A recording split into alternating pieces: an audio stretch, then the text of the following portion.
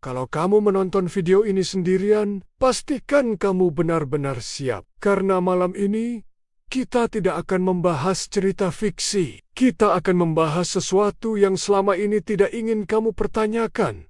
Sejarah dunia. Apa yang kamu pelajari di sekolah, mungkin hanya versi yang diizinkan untuk kamu ketahui. Dan di balik itu, ada cerita lain. Cerita tentang kekuasaan, kebohongan, dan konspirasi.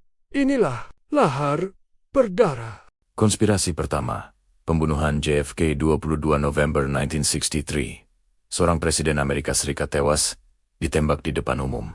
Namanya John F. Kennedy.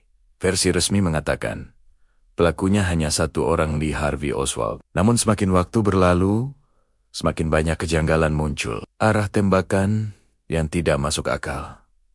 Saksi yang menghilang, dokumen yang dirahasiakan selama puluhan tahun. Banyak orang percaya JFK bukan dibunuh oleh satu orang. Ia dibunuh karena tahu terlalu banyak tentang CIA, tentang mafia, tentang kekuatan elit di balik pemerintahan Amerika. Sejak hari itu, kepercayaan rakyat terhadap pemerintah tidak pernah benar-benar pulih.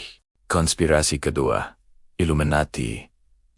Illuminati, nama ini terdengar seperti legenda. Namun, organisasi ini benar-benar pernah ada, didirikan pada tahun ke-1776 dengan tujuan menciptakan tatanan dunia baru. Simbol mata satu, piramida simbol-simbol yang anehnya muncul di uang, gedung pemerintahan, dan budaya populer. Teori konspirasi mengatakan, Illuminati tidak pernah menghilang. Mereka hanya bersembunyi, mengendalikan politik, ekonomi global, bahkan industri hiburan. Benar atau tidak, satu hal yang pasti, banyak keputusan besar dunia tidak pernah diputuskan oleh rakyat. Konspirasi ketiga, Area 51 dan alien di tengah Gurun Nevada, ada satu tempat yang tidak tercantum di peta, dijaga ketat, dilarang dibicarakan, dan penuh misteri. Namanya Area 51, puluhan laporan UFO.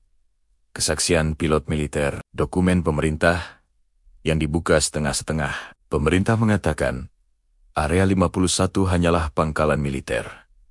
Namun, pertanyaannya sederhana. Jika memang tidak ada apa-apa, kenapa tempat ini begitu dirahasiakan? Konspirasi keempat, Big Pharma, industri obat, adalah salah satu bisnis terbesar di dunia. Nilainya mencapai triliunan dolar. Konspirasi mengatakan, penyakit bukan untuk disembuhkan, melainkan untuk dikelola.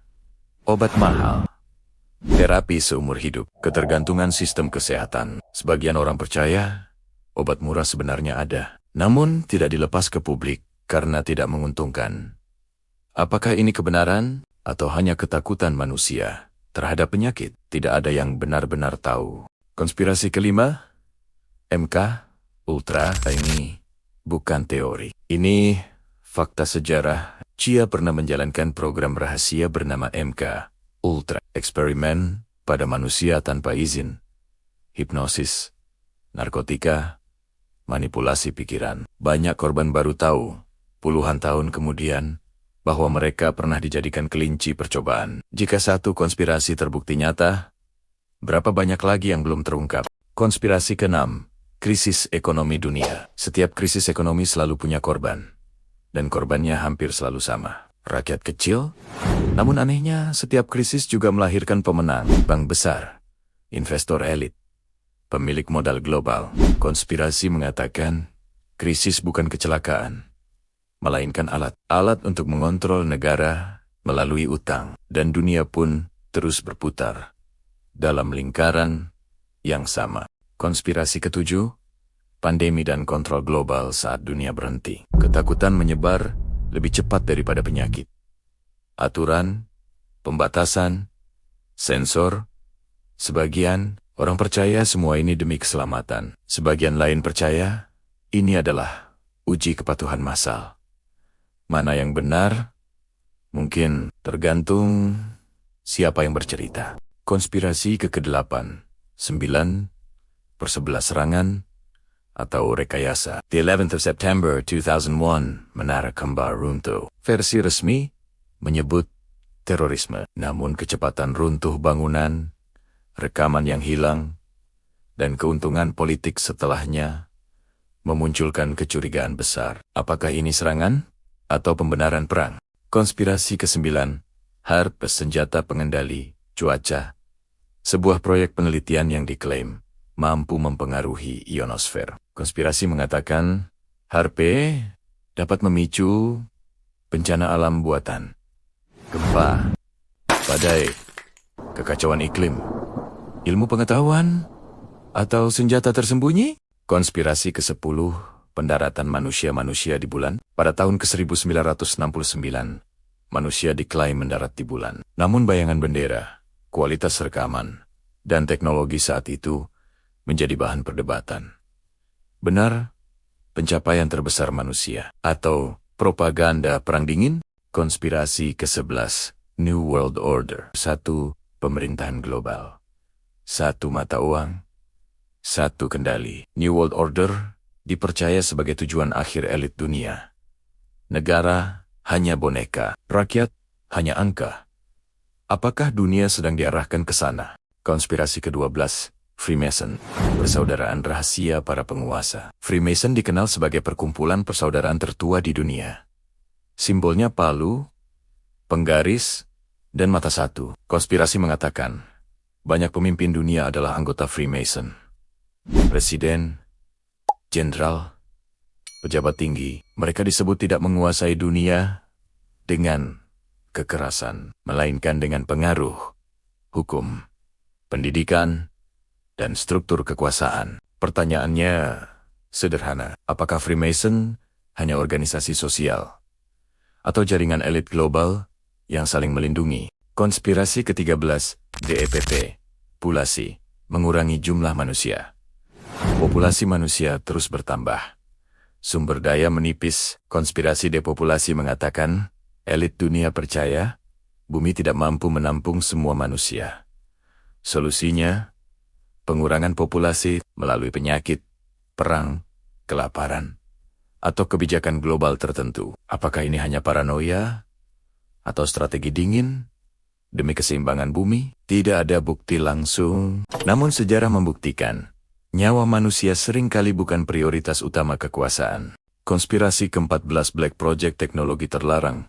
Pemerintah memiliki anggaran rahasia. Proyek rahasia disebut sebagai Black Project. Pesawat tanpa suara, teknologi anti-gravitasi, senjata energi. Konspirasi mengatakan teknologi ini sudah ada puluhan tahun lebih maju dari yang kita ketahui, namun sengaja disembunyikan. Karena teknologi berarti kekuasaan, dan kekuasaan tidak pernah dibagikan secara gratis. Konspirasi ke-15, satelit, internet, dan pengawasan total setiap pesan yang kamu kirim, setiap lokasi yang kamu datangi, setiap hal yang kamu cari, semua tercatat. Konspirasi mengatakan, internet bukan hanya alat komunikasi, melainkan alat pengawasan terbesar dalam sejarah manusia. Satelit di langit, kamera di jalan, algoritma di genggaman tangan. Pertanyaannya bukan lagi apakah kita diawasi, tetapi sehahu apa? Konspirasi ke-16, elit dunia tidak percaya. Demokrasi-demokrasi mengajarkan rakyat memilih pemimpin. Namun konspirasi mengatakan pilihan itu hanya ilusi, karena kandidat yang muncul sudah diseleksi lebih dulu. Media membentuk opini, dana menentukan panggung, narasi mengarahkan suara.